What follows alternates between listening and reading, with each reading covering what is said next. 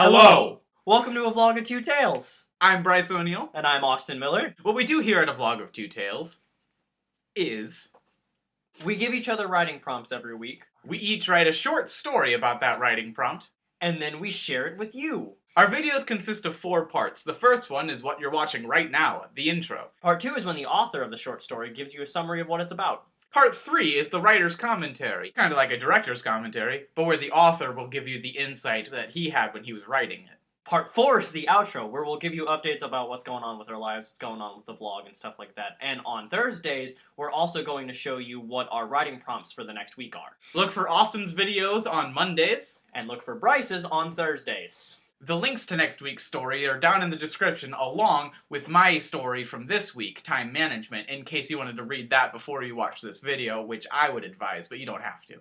Before we get into everything, there's a very special occasion today at A Vlog of Two Tales. One of our members has just experienced something very incredible. What I'm saying here is it's a very special day for us. Because I got a haircut. Oh, and it's Austin's birthday. Yeah, it's my But look at this haircut! It's awful, I hate it. Happy birthday to me. Alright, well I'm gonna get out of here so Bryce can tell you a story. Why hello there. This week I wrote the short story Time Management. In case you didn't watch last week's video, here's the writing prompt.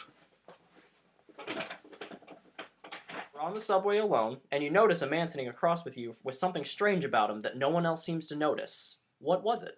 If you haven't already read this story, I urge you to go down into the description, click the link, and read it before you continue. As the name implies, the story is loosely based on how we manage our time. Let's talk about the summary. The story is about a man on the subway who notices a man with a bomb sitting across from him. And now for the writer's commentary! That just happened.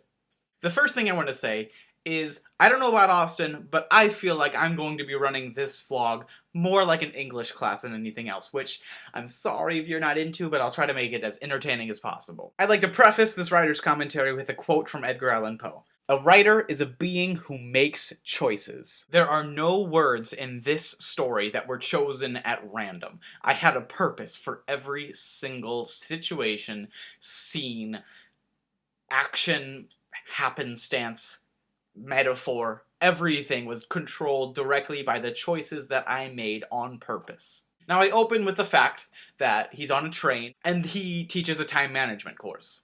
Obviously this sets the tone for the whole rest of the story, as it is called time management. The reason I made him a time management instructor is because I wanted to show how ironic and contradictory the views that he has are. There is even a reason, other than the fact that it was in the writing prompt, why I had them on the train. In the story I explained that this train only has 2 stops. The first one is near his work, and the second one is near his home. The reason I did this is because director Elia Kazan said, if you can get a no exit sign on a scene, if the characters have to confront each other, you've probably got a good scene. It makes this confrontation have to happen. I also need to clear up the ambiguity of the bomb's actual presence. For all intents and purposes, the object is a bomb, but only metaphorically and only in shape. So the character is obsessed with finding out how much time he has and what he can do with it, but the character really represents everyone. It's a comment on how we as a society see the end as a time limit. He's using his time to find out how much time he has left, rather than just using his time. So in this next portion of the story, where he's going into the next train, he's really going through life. The first thing he encounters is this lady who falls down and he hesitates to help her up. When he finally stops hesitating, he sees that another gentleman has already offered his hand.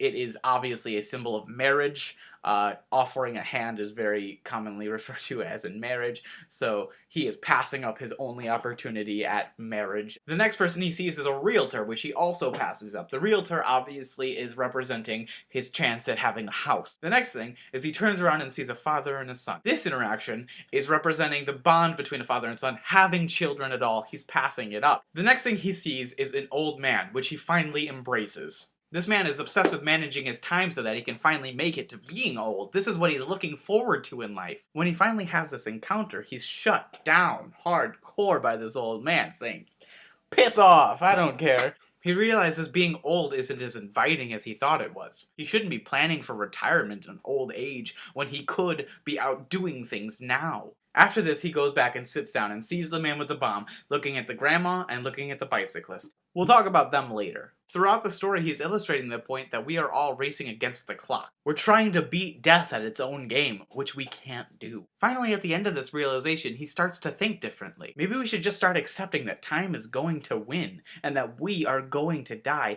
so why not make the best of the time we do have?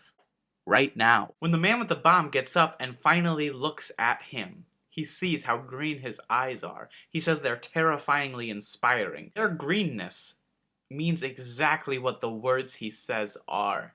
In fact, the word that he says is go. This clock that stops representing his death and starts representing his life. Although the hands on the clock are pointing to question marks showing that we don't know how much time we have, the clock keeps ticking, knowing that the time is still going. It's also at this point in the story that we need to start looking at the man with the bomb differently. I set him up specifically so that throughout the entire story, you thought, the reader, that he represented death. This man was on a train with a bomb, bringing death to everybody on it. Going back to one of the most important scenes in the story, he's looking at this grandma, and you know that this is going to be the end for her. Then he looks at this bicyclist. I explained that the old lady has her grandchildren with her. They're all wearing bracelets from the zoo. It isn't representing the fact that death is about to grab her. It's representing the fact that life is paying attention to her, that she's making the best of life. And on the other hand, life is paying attention to the bicyclist because he is out there doing things and making the best of his life. So it's finally at the end of the story when you really need to realize this man is not representing death, he's representing life. And more importantly, he's representing living life. The story is called Time Management because managing time is useless because none of us know how much time we have anyway. It's this knowledge of how time is completely arbitrary that we can use to our advantage. Its indistinctness and its relativity to truth that really should push you to make every second count. Because although the hands are always pointing to question marks, the clock keeps ticking. And that's time management. I'm back! Unfortunately. So we gave each other 2 new writing prompts for this week. Which are, you see a car identical to yours on the side of the road. Next to it is your dead body. you're in a library. After hours. Make sure you check out the video for my short story Silence on Monday. So again, the links for this story, Time Management, are down in the description, along with the links to our stories for next week. His video will be on Monday, and you can see mine on Thursday. So that's it for us here at A Vlog of Two Tales. Make sure you comment and subscribe. And have a wonderful week. You're beautiful, and we're gonna write about you.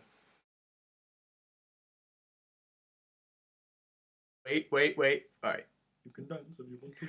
You can leave your friends behind. 'Cause if your friends don't dance, and if they don't dance, then they're no friends of mine.